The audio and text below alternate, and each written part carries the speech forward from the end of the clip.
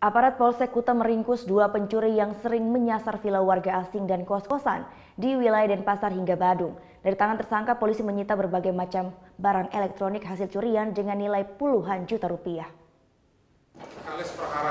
Penangkapan tersangka DP dan ST berawal dari informasi salah seorang korban bernama Kalis Prahara yang menemukan kamera Nikon miliknya dijual di situs olx.com. Setelah polisi menelusuri pemasang iklan bernama Lilik, diketahui barang tersebut ia peroleh dari tersangka DP.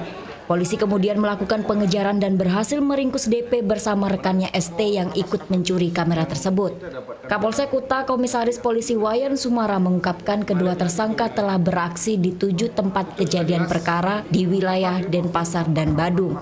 Polisi berhasil menyita berbagai macam barang elektronik seperti handphone, kamera, dan laptop senilai puluhan juta rupiah yang belum sempat dijual.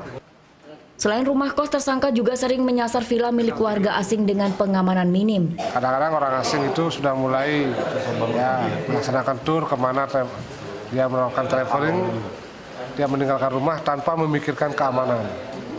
Untuk itu kami himbau para pemilik villa, para pemilik kos-kosan maupun homestay, tempat tinggal apapun namanya, tolong dibantu kepolisian dari segi keamanan.